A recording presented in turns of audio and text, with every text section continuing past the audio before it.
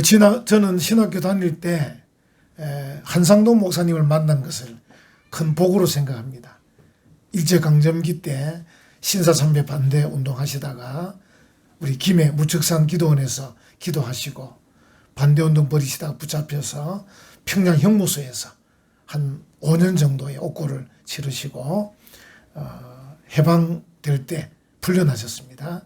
그래서 부산에 내려오셔가지고 이제 고려신학대학을 세우고 그렇게 가르치신 분이신데 저는 한 1년 정도 배웠는데 그분의 영향력이 굉장히 컸습니다. 제 마음속에 저도 저 목사님처럼 그런 목사가 되어야 되겠다 이런 마음을 갖게 되고 또 목회하면서도 계속 한상동 목사님처럼 목회해야지 이런 생각을 하면서 목회했습니다.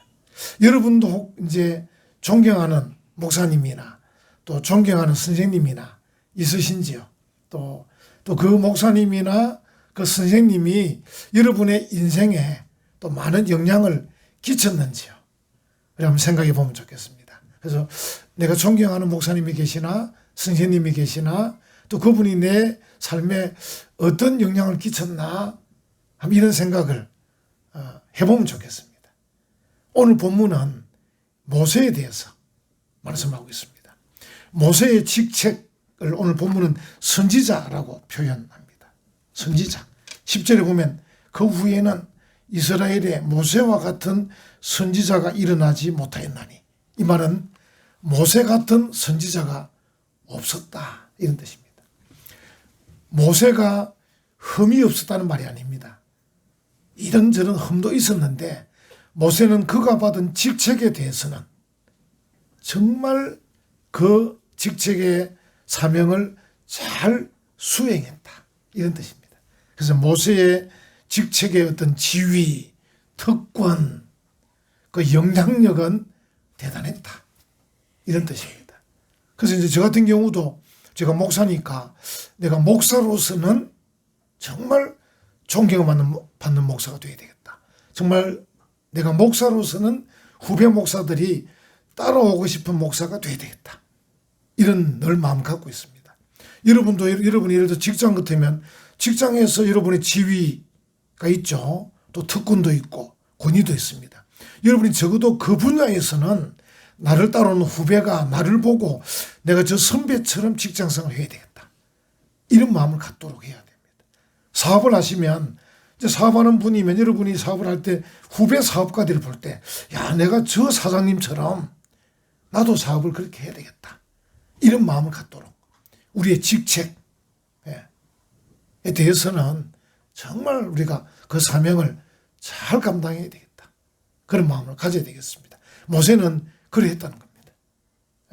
뭐 여러 가지 그의 삶에 있어서는 이런저런 문제가 있었겠죠. 그렇지만 그가 선지자로서 이스라엘 백성을 출애굽시키고 광야의 생활을 이끌어가는 이 그의 그 선지자의 사명을 감당함에 있어서는 위대했다. 잘했다. 왜냐하면 여호수아가 모세를 이어서 그 일을 감당함에 있어서 여호수아 마음에 모세처럼 해야 되겠다. 하나님도 어떻게 표현했습니까? 여호수아에게 내가 모세와 함께 하던 것처럼 너와 함께 하겠다. 이 말은 무슨 뜻이 숨겨져 있습니까? 모세가 그의 직책을 잘 수행했다. 이런 뜻입니다. 너도 모세처럼 받은 직책을 잘 수행해라. 이런 뜻입니다. 그래서 우리가 이제 여호수아서 이제 신명기가 끝나면 여호수아서가 나오는데 여호수아서를 읽어보면 그 여호수아의 그 지도력을 보면 모세에게 엄청난 영향력을 받은 것을 알 수 있습니다. 그래서 우리가 이제 나의 뒤를 따르는 사람들을 보면 내가 어떤 영향을 끼쳤는가를 알 수 있습니다. 부모는 자녀를 보면 알 수 있고 선생님은 학생을 보면 알 수 있습니다. 그래서 이제 목사는 성도, 또 목사는 후배 목사, 장로는 후배 장로를 보면 내가 어떤 영향을 끼쳤구나 이런 것을 알게 되죠. 그래서 오늘 제목을 뭐라고 잡았습니까? 위대한 생애의 영향력. 그 말은 결국 모세는 어떻든 위대한 생애를 살았다 이런 뜻입니다. 위대한 생애를 살은 그 모세의 영향력은 굉장했다. 여호수아에게 엄청나게 영향력을 미쳤다. 이런 뜻입니다. 한번 우리가 이제 생각을 해보면 모세의 그 위대한 생애 영향력의 근원은 무엇일까? 모세가 여호수아에게 영향력을 끼칠 그 정도의 그 영향력의 그 근원, 그 원인, 그 뭘까? 우리가 이제 성경을 찾아보면 하나님과의 교제입니다. 모세가 하나님과 교제를 잘했다. 오늘 본문도 나옵니다. 10절에 한번 보십시오. 10절, 그 후에는 이스라엘에 모세와 같은 선지자가 일어나지 못하였나니 모세는 그 다음에 뭐라고 말씀하고 있습니까? 여호와께서 대면하여 하시던 자요. 여호와가 대면하여 하시던 자요. 이 대면, 이제 히브리어는 파님, 엘 파님이고 영어로는 face to face입니다. 얼굴과 얼굴로 이런 뜻입니다. 대면, 한자어니까 어쩌면 어렵죠. 만약에 이걸 쉽게 번역했으면 모세는 여호와께서 얼굴과 얼굴로 만나던 자요. 이렇게 했으면 더 쉬웠지 않았겠나 이런 생각이 듭니다. 얼굴을 마주하던 사이다. 이런 뜻입니다. 하나님과 모세는 얼굴을 마주하던 사이다.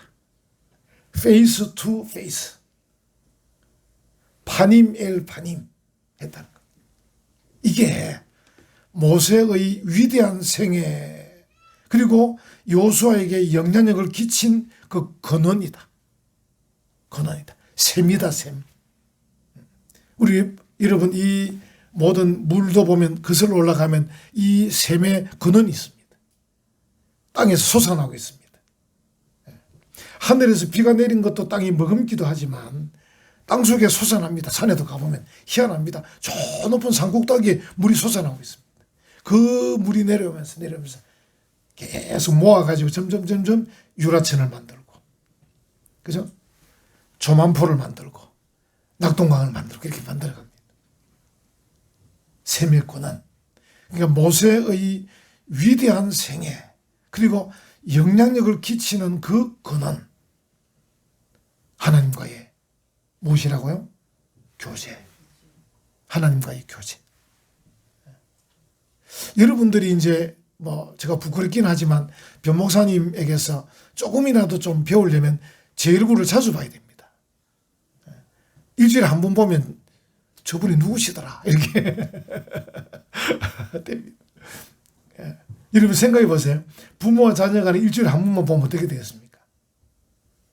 이분이 누구지? 만나면 누구십니까? 이렇게 되게 안 되겠습니까? 제가 우리 손자를 보니까 알겠더라고요. 이 할아버지 할머니가 잘해줘도 우리하고 얼굴을 마주하는 시간보다 엄마하고 마주하는 시간이 엄청나게 많은 거야. 입만 열면 엄마 이런. 네, 엄마 얼굴 보고 있으니까 영향력이 대단한 거예요. 엄마. 그 다음에 이제 2번이 아빠들 아빠. 3번이 할미. 4번이 할비. 5번이 누나.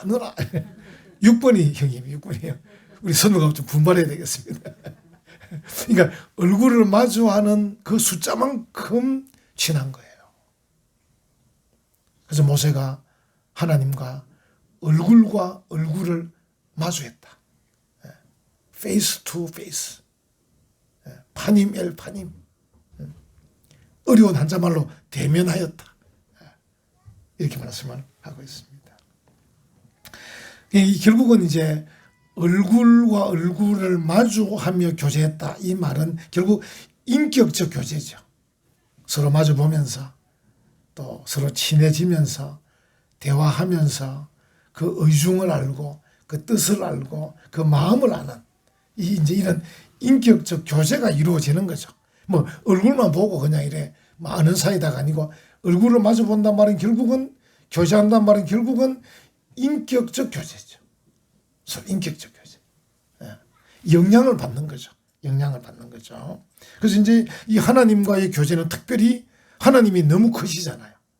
하나님이 너무 크기 때문에 우리가 하나님의 능력을 덧입는 거예요. 하나님이 너무 크시기 때문에 능력을 덧입는 거예요.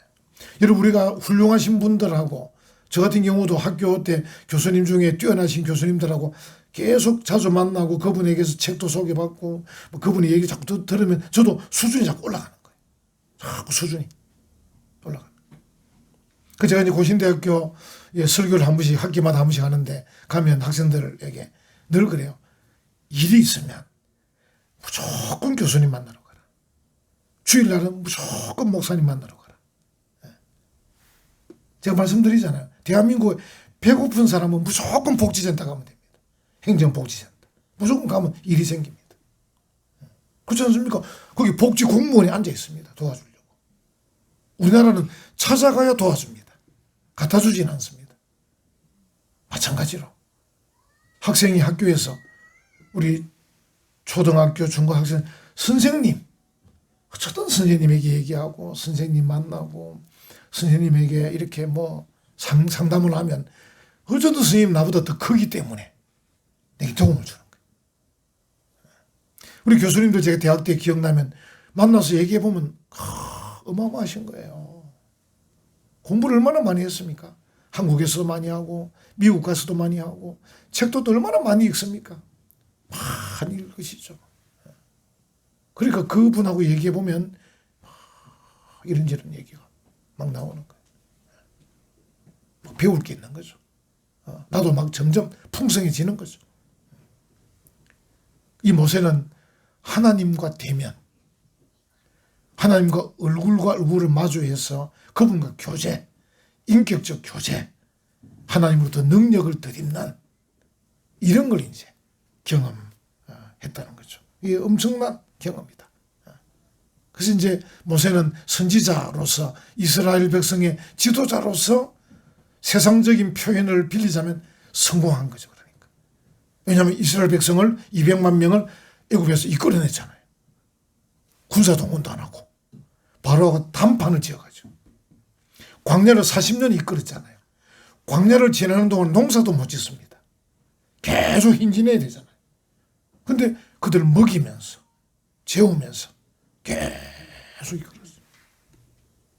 그래서 그걸 볼 때 모세는 하나님의 지도자, 하나님의 종, 선지자로서 직책 수행을 성공적으로 했다.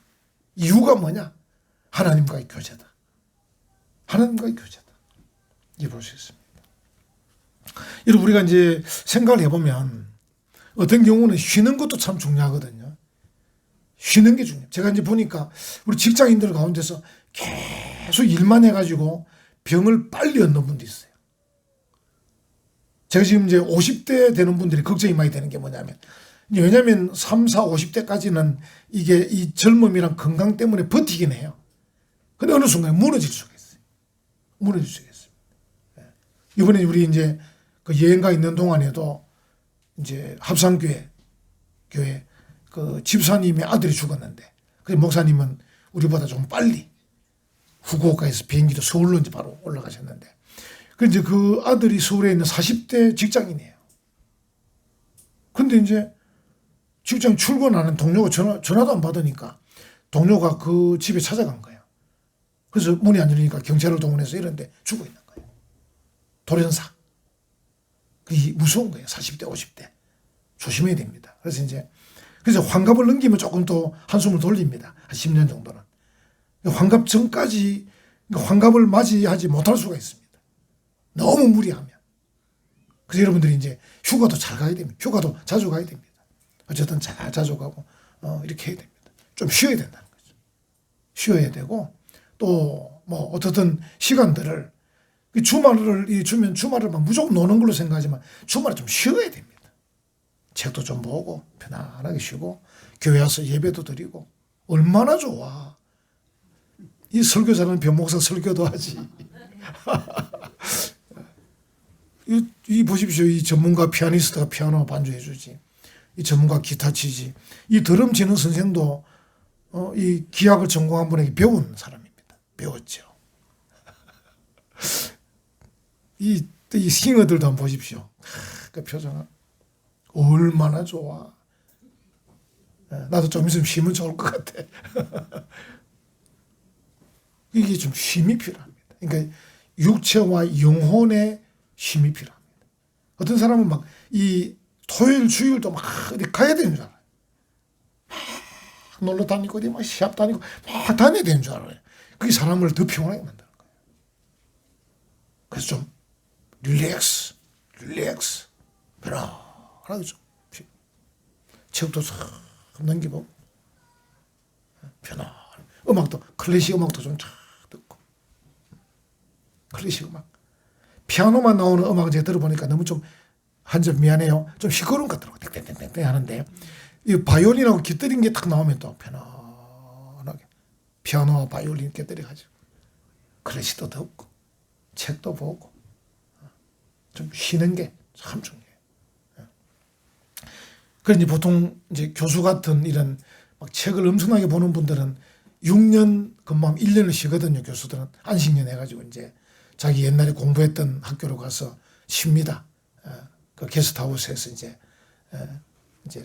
초빙 교수 또는 뭐 이렇게 해가지고 1년쯤 쉬어요. 근데 목사들은 좀 어렵죠. 근데 어려운데 이제 목사들은 이제 큰 교회 목사들도 쉽니다. 또 큰 교회 이제 1년씩 그러니까 1년마다 매달 한두 달씩 쉽니다. 그 제가 이제 불평을 했어요. 보장님 뭐라 불평은 야, 큰 교회 목사는 안 쉬어도 되는데 왜 쉬노? 이유가 뭐냐? 큰 교회는 부목사도 대여섯 명씩 돼요. 그러니까 담임 목사는 난임 설교 한 번만 하면 돼요. 오후에는 막 부목사들이라고 수요일도 부목사하고 막 하니까 한 주일에 설교 한 편만 딱 준비하면 돼요. 야, 우리처럼 목사 한 명밖에 없는 교회는 전부 다 해야 되는데 쉬기는 우리가 쉬어야 된다. 그래서 당신 교회 부목사 우리에게 파송 좀 해라. 파송 안 해주네. 그래서 제가 보니까 작은 교회 목사는 실력이 자꾸 없어지는 것 같아요. 제가 봐도. 큰 교회 목사는 실력이 자꾸 좋아지는 것 같아요. 그래서 큰 교회는 숫자가 자꾸 늘어나. 왜? 쉬면서 책 보면서 자꾸 실력이 느니까 교회 자꾸 늘어나고 작은 교회 목사는 실력이 자꾸 없으니까 쉬지도 못하고 계속 일하니까 나올 게 별로 없어. 제가 일부러 이야기하면 이제 유튜브를 좀 들으라고 다른 사람들이. 그래서 제가 직접 이야기했어요. 큰 교회 목사 당신들만 쉬지 말고 당신들 안 쉬도 된다. 당신들은 그냥 부목사 맡기고 그냥 쉬면 되지. 뭐하러 그냥 공개적으로 쉬노. 그 부목사 한 명을 작은 교회 목사들에게 한 번씩 보내라. 한 달씩 보내고 그 부목사의 경비는 너희 교회가 되고. 왜냐면요. 작은 교회는 또 강사가 와도 부담스러워. 저는 그렇죠. 저 변목사 쉬는데 가음정교 부목사가 왔다. 어떻게 그냥 보내겠어요. 또 사례를 드려야 되니까 이중 사례가 되잖아. 그래서 사례까지 붙여갖고 보내라. 혼수품 보내듯이. 그다음 실천을 아무도 안 하고. 그만큼 좀 쉬는 게 중요하다. 재충전이 중요하다. 릴렉스가 중요하다. 자, 이제 제가 말씀드린 건 이제 그런 쉬는 거지만 이제 특별히 사명을 받은 사람은 하나님과의 교제. 다시 말하면 막 일하는 데서 조금 물러나서 하나님과 기도하면서 책 보면서 성경책 보면서 쉬는 이 교제가 제가 보니까 유명한 분들은 다 그렇게 했어요. 모세를 보니까 미디안 광야에서 40년을 보냈어요. 사람들 앞에 나서지 않고 계속 미디안 광야에서 40년을 하나님과 교제했어요. 세례요한은 처음부터 자기 활동 무대를 화려한 도심지에서 잡지 않고 광야에서 보냈어요. 그래서 사람들로 하여금 필요하면 찾아오게 만들었어요. 그러니까 세례요한은 처음부터 아침 저녁에 모든 삶 자체가 자연입니다. 그래서 자연에서 나오는 이 음식을 먹으면서 또 그곳에서 생활하는, 어떻게 보면 막 기본적 사역 자체를 광야에서 보내는 세례요한. 마태복음 3장 1, 2절 그때 세례요한이 이르러 유대 광야에서 전파하여 말하되 회개하라 천국이 가까이 왔느니라. 이 요한은 낙타털 옷을 입고 허리에 가죽띠를 띠고 음식은 메뚜기와 석청이었더라. 자연 그대로 편안하게. 왜냐하면 도시에 가서 목회하려고 그러면 막 격식을 갖춰야 되는데 세례요한은 그냥 광야에서 있는 그대로 입고 있는 그대로 먹으면서 편안하게 했다는 것이죠. 예수님이 결정적인데요. 예수님이 세례요한이 활동하다 죽잖아요. 세례요한이. 그래서 이제 예수님이 나서야 될 때거든요. 근데 예수님이 선뜻 나서지 않습니다. 세례 요한이 붙잡혀 가서 죽임을 당하면 예수님이 바로 나서서 그 다음은 나다 하고 나서서 회개하라 천국이 가까이 왔다 해야 되는데 예수님은 오히려 세례 요한이 죽었다는 소식을 듣고 시골로 물러갑니다. 제가 아마 마태복음 설교할 때 말씀드렸는데 여기 보시면 마태복음 2장 23절 나사렛이란 동네에 가서 사시니 이는 선지자로 하신 말씀에 나사렛 사람이라 칭하리라 하심을 이루려 함이라. 4장 12절 13절 예수께서 요한이 잡혔음을 들으시고 갈릴리로 물러가셨다가 나사렛을 떠나 스불론과 납달리 지경 해변에 있는 가브나움에 가서 사시니 지금 제가 이름 지명 말하는 이명은 점점 시골이라는 뜻입니다. 그러니까 갈릴리, 나사렛, 스불론, 납달리, 가브나움은 점점 시골이라는 뜻입니다. 우리로 말하면 정료에서 진영으로, 진영에서 본산으로, 본산에서 봉화마을로 계속 갔다는 거예요. 무슨 뜻이냐면 사람들을 좀 더 안 만나는 쪽으로 가서 시간을 보내면서 워밍업했다는 거죠. 워밍업. 요한이 붙잡혔고 죽을 거니까 내가 이제 나설 건데 덤쓱 나서지 않고 그냥 막 선뜻 나서지 않고 점점 워밍업하면서 기도하고 체력 단련하고 책도 좀 읽고 우리말로 표현하는 겁니다. 예수님이 그렇게 뭐 그런 수준은 아니시니까 우리로 말하면 그런 뜻입니다. 체력 단련도 하고 좀 책도 좀 읽고 기도도 하고 용기도 막 심호흡도 하고 이러면서 막 한 달, 두 달, 석 달 시간을 보내다가 때가 되면 이제 가려고 준비하는 것이. 제가 이제 이 본문을 보면서 예수님 정도 되면요 바로 가시면 됩니다. 예루살렘에 바로 가셔도 됩니다. 이스라엘의 그 중심지 수도에 바로 가서 세례 요한이 말한 사람이 나다. 내 말에 귀를 기울여라. 회개하지 않으면 천국 못 간다. 복음을 받아야 된다. 하나님 믿어야 된다. 와 해도 되는데 예수님은 갈릴리는요 예루살렘 수도에서 북쪽으로 한참으로 시골입니다. 시골입니다. 예. 예루살렘 수도고 한참 갈릴리 호수가 있는 그 시골에 거기서 또 몰라서 스불론, 납달리, 가버나움은 진짜로 그 갈릴리 호수 주변의 동네거든요. 지금 가보면 가버나움은 흔적이 거의 없어요. 그 집터만 남아있고 거의 사람도 안 삽니다. 그 정도 시골까지 가셔서 시간을 보내고 있는 거죠. 흔히 사람 말로 시간을 죽이고 있는 거예요. 낚시하는 분들 한번 보세요. 낚싯대 들이우고 밤새도록 앉아있습니다. 시간을 죽이고 있는 거지. 그래서 물으면 그래요. 하는 말이 이거 변 목사 몰라서 그렇지 내가 세상을 낚고 있다. 이러는 거예요. 세상은 낚는다는 거예요. 낚시하는 사람들이. 그 낚싯대 들이우고 생각하고 기도하고 묵상하고 릴렉스 한다는 거죠. 그렇겠구나. 예수님이 가버나움까지 가가지고 저 봉화마을까지 가가지고 거기서 조용하게 그래 참 이게 쉰다는 거, 쉬기도 한다는 거. 그러면서 그 시간에 이제 뭐 하는가는 사람마다 다르겠죠. 그 시간에 그죠? 다르겠죠. 우리 같으면 이제 쉬면서 뭐 책을 본다든지, 쉬면서 기도한다든지, 쉬면서 운동한다든지, 쉬면서 자연을 벗삼아서 좀 체력 단련을 한다든지, 뭐 여러 가지 가능하겠죠. 여러분 또 하나 있습니다. 이게 이제 하나님과 교제한다는 의미는 아까 말씀드린 쉰다는 의미도 되고 기도한다는 의미도 되고 좀 사람들 좀 안 만나는 의미도 되고 책을 본다는 의미도 되고 클래식 음악을 듣는다는 의미도 돼요. 또 하나 있습니다. 염려하지 않는 겁니다. 하나님과 교제한다는 말은 세상 염려를 내려놓는 걸 말합니다. 여러분 보시면 아시지만 마태복음 6장 31절 그러므로 염려하여 이르기를 무엇을 먹을까 무엇을 마실까 무엇을 입을까 하지 말라. 이게 중요합니다. 그러니까 쉬고 있으면서 막 전전긍긍하면 안 되는 겁니다. 빨리 사업이 대박이 나야 되는데 막 직장이 빨리 막 승진해 막 이 전전긍긍하는 건 쉬는 게 아닙니다. 그거는 막 가슴 졸이고 있는 거지. 그럴 거면 차라리 막 나가서 일하든지 빨리 해야 되지. 제가 전에 한번 말씀드렸는데 어떤 사람이 이제 사업이 잘 안 돼가지고 일이 없어요. 제가 그랬어요. 당신은 지금 책 읽을 기회다. 책 읽어. 사업가니까 사업이 잘 안 돼가지고 이제 뭘 못하고 있는 거야. 책 좀 읽어라. 책 좀. 경영학 책 좀 읽고 책 좀 읽어라. 실력을 좀 쌓아라. 맨날 실력을 안 쌓고 무조건 대박나기만 바라는 그 욕심 심어버리라. 자기 실력은 없으면서 돈이 안 벌린다고. 그죠? 그런 것처럼. 일단 염려하지 마라.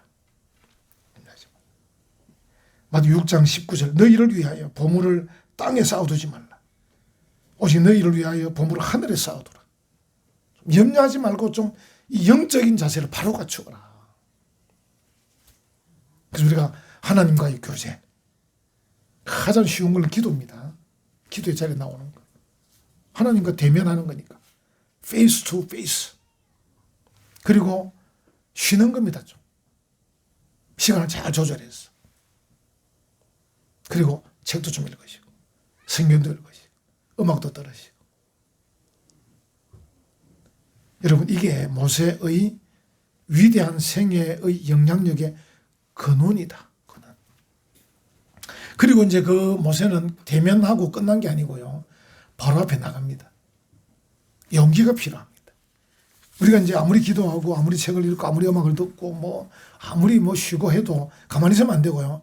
현장에 나가야 됩니다. 가서 용기 있게 부딪혀야 됩니다. 그 사업의 현장에, 그 직장에, 학교에 가서 용기 있게 부딪혀야 됩니다. 당시 최고 강대국 애굽의 바로왕 앞에 모세가 나갔습니다. 용기가 필요하다. 제가 늘 강조했죠. 용기와 담대함이 필요하다. 용기를 낼 때 능력이 주어지는 거지 그냥 쉬고 있다고 주어지는 게 아닙니다. 예수님께서도 갈릴리로 나사렛으로 스불론으로 납달리로 가브나움으로 가시점 다시 갈릴리로 와서 복음을 전합니다. 요한처럼 회개하라고 외칩니다. 그때 역사가 일어난 것입니다. 네. 모세도 미디안 광야로 갔습니다. 그런데 하나님께서 부르셨을 때 용기를 내서 바로 앞에 나갔습니다. 네. 용기가 필요하다. 그래서 하나님의 명령에 순종해서 세상 앞에 나아가는 용기가 필요하다. 그 용기를 낼 때 하나님의 능력이, 하나님의 역사가 일어난다 하는 것이죠. 예. 이제 우리가 성경에 보면 이제 초대교회 성도를 보면 주로 이제 목사에게 적용될 수 있는 건데 기도와 말씀에 전무할 때 여러분 아시듯이 사도행 6장 4절 우리는 오로지 기도하는 일과 말씀 사역에 힘쓰리라 하니 주의 손이 그들과 함께 하심에 수많은 사람들이 믿고 주께 돌아오더라. 그렇죠? 그럼 여러분에게 적용하면 성도로서 집사로서 성도로서 신앙생활에 충실할 때 직장도 잘 되고 사업도 잘 되고 이런 뜻입니다. 그러니까 목사니까 기도하는 일과 말씀 사역에 힘써서 교회가 부흥되는 것처럼 성도들에게는 성도로서의 신앙생활에 충실할 때 직장과 사업이 번성하는 겁니다. 여러분 용기가 필요합니다. 여러분들이 직장과 사업이 그저 잘 되기만 요행만 기다리고 있지 마시고 일단 여러분이 해야 될 신앙생활에 용기를 좀 내십시오. 용기를 좀 내십시오. 좀 예배에 충실하십시오. 기도에 좀 충실하십시오. 말씀을 들었으면 은혜를 받았으면 좀 아멘이라고 좀 크게 외치십시오. 할렐루야도 외치십시오. 샬롬도 외치십시오. 그리고 나아가서 직장에 가서든 어디에 가서든 예수 믿는 사람이라고 밝히십시오. 네, 좀 용기가 필요합니다. 여러분으로서 그러니까 집사로서 성도로서의 수준에 맞게 한번 행해 보십시오. 목사만큼 할 필요는 없습니다. 여러분만큼만 하면 됩니다. 하면 하나님 여러분의 사업에 여러분의 직장에 복 주실 줄 믿습니다. 아멘. 바로 그 이야기입니다. 바로 모세가 미디안 40년을 보냈지만 가시떨기 나무의 사명은 받았지만 그가 만약에 바로 앞에 안 갔으면 아무 일이 안 일어났죠. 바로 앞에 가니까 일이 일어나는 거죠. 용기가 필요하다 하는 것이죠. 계속해서 했습니다. 그 사역을 끊임없이 했습니다. 여러분이 보시지만 이스라엘의 모세와 같은 선지자가 일어나지 못했다는 것은 그 수많은 세월 40년 계속 모세만한 사람이 없었다는 거 아닙니까? 근데 그 뒤에 보면요. 사도행 7장 22절 보면요. 모세가 계속해서 말과 행사가 능했다. 능력이 있었다. 이 표현을 계속 쓰고 있고 우리가 알잖아요. 느보산에 모세가 죽을 때 뭐라 표현했죠? 아직도 기력이 쇠하지 아니했다. 그냥 하나님이 선수 교체하려고 모세는 아웃, 요수와 인 이렇게 하려고 이제 죽은 거지. 사실 모세가 죽지 않아도 될 만큼 기력이 쇠하지 아니했다. 대단했다는 거죠. 그러니까. 그래서 이스라엘에 모세와 같은 사람이 없었다. 그래서 모세는 삶에 있어서는 흠이 좀 있었습니다. 여러분 아시듯이 화도 내고 뭐 흠이 있었습니다. 근데 삶에는 흠이 있었지만 사역은 위대했다. 그간 사역은 제대로 했다. 그래서 그 사역의 영향력이 사람들에게 계속 끼쳐졌다. 여호수아에게 계속 끼쳐졌다. 그래서 아마 우리 구약에서 최고 위대한 인물은 모세 아닙니까? 최고 위대한 인물은 모세입니다. 그래서 우리가 하나님의 사람들은 그 자기의 직책 수행을 잘하게 되면 사람들이 계속 기억하게 됩니다. 기억. 여러분들에게도 이제 좀 존경하는 인물이 있으면 좋겠고 또 그 다음 한 걸음 더 나아가서 여러분이 그 분야에 존경받는 인물이 되도록 하십시오. 아까 말씀드렸잖아요. 내가 가정주부면 가정주부로서의 존경받는 가정주부. 직장인이면 직장인으로서 존경받는 직장인. 학생이면 학생으로서 칭찬받는 학생. 자기 위치에서. 그렇게 하십시오. 그렇게 하려면 하나님과 교제가 필요합니다. 쉼이 필요합니다. 재충전이 필요합니다. 염려 안 하는 게 필요합니다. 용기가 필요합니다. 그렇게 해서 하나님께 은혜 받고 복 받는 우리 복된 성도들 되시기를 간절히 축원합니다.